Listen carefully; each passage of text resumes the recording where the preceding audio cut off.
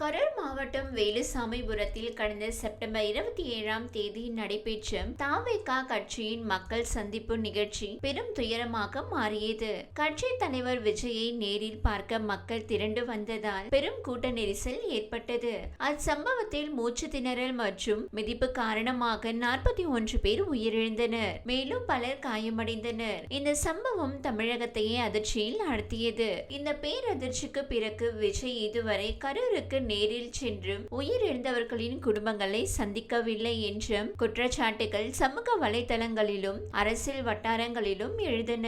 இதனிடையே தற்போது விஜய் கரூருக்கு நேரில் சென்று ஆறுதல் தெரிவிக்க தீர்மானித்துள்ளார். அதற்காக அவர் உயர்நிலை பாதுகாப்பு அனுமதி கோரி ஏடிஜிபி அலுவலகத்திற்கும் ஒய் பிரிவு பாதுகாப்பு அலுவலகத்திற்கும் மின்னஞ்சல் மூலம் கோரிக்கை அனுப்பியுள்ளார். விஜய்க்கு அனுமதி வழங்கப்பட்டால் அவர் விரைவில் கரூருக்கு சென்று உயிரிழந்தவர்களின் குடும்பத்தினரிடம் நேரில் ஆறுதல் தெரிவிப்பார் என எதிர்பார்க்கப்படுகிறது.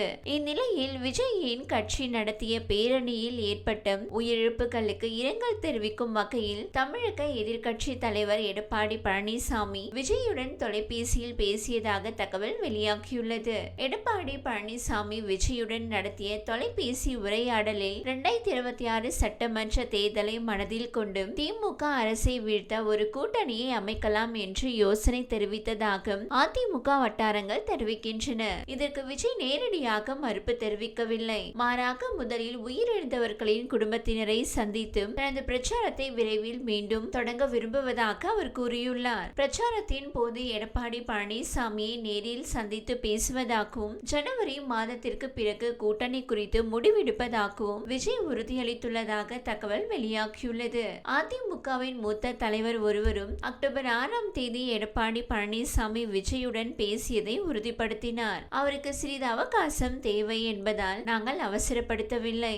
ஆளும் திமுக அரசை எதிர்ப்பதில் நாங்கள் முழு ஆதரவு அளிப்போம் என்று தெரிவித்துள்ளோம் என்றும் அவர் கூறினார். விஜய் மற்றும் எடப்பாடி பழனிசாமி இடையே தொலைபேசி உரையாடல் நடந்ததை டிவிகே செய்தி தொடர்பாளர் உறுதிப்படுத்தினார். திமுக தொடர்ந்து விஜயின் கட்சியை நெருக்கடிக்குள்ளாக்கினால் அதிமுக மற்றும் டிவிகே இடையே கூட்டணி ஏற்படுவதற்கான வாய்ப்புகள் அதிகம். திமுக தொடர்ந்து விஜயை தாக்கினால் அவருக்கு வேறு வழி இல்லை. அவர் நிச்சயமாக ஒரு கூட்டணியை தேடுவார். இந்த கூட்டணி திமுகவின் வெற்றி வாய்ப்புகளை பாதிக்கும். இது இப்போது நடக்காது. ஆனால் தேர்தலுக்கு நெருக்கமாக சில மறுசீரமைப்புகள் நடக்கும் என்று அரசியல் ஆய்வாளர்கள் கூறுகின்றனர். விஜய் தனது அரசியல் கட்சியை தொடங்கியதில் இருந்து ஆளும் திமுகவை தனது அரசியல் எதிரியாகவும் பாஜகவை சித்தாந்த எதிரியாகவும் கருதி வருகிறார். அதிமுக தலைவர்களை அவர் பெரும்பாலும் விமர்சிப்பதில்லை. கரூரில் நடந்த துயர சம்பவத்திற்கு பிறகு விஜயின் அரசியல் எதிர்காலம் என்ன ஆகும் என்ற கேள்விக்குறி எழுந்துள்ளது.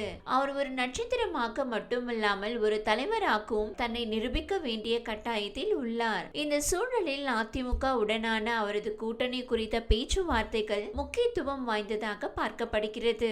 அரசியல் கட்சிகளின் தொடர்ச்சியான அழுத்தங்களுக்கு மத்தியில் விஜயின் அடுத்த கட்ட நகர்வுகள் தமிழக அரசியலில் பெரும் தாக்கத்தை ஏற்படுத்தும் என எதிர்பார்க்கப்படுகிறது. மற்றொரு தரப்பில் இதற்கு ஏற்பாடு செய்தது ஆந்திரா துணை முதலமைச்சர் பவன் கல்யாண் என்றும் தகவல் வெளியாகியுள்ளது. இந்நிலையில் தாவேகா கட்சியின் முக்கிய நிர்வாகிகளில் ஒருவரான புசி ஆனந்த் கடந்த 10 நாட்களாக தலைமறைவாக்க உள்ளதாக கூறப்படுகிறது. அவர் கட்சியின் நிகழ்ச்சி ஒருங்கிணைப்பில் முக்கிய பங்காற்றியவர் எனும் தகவல்கள் தெரிவிக்கின்றன.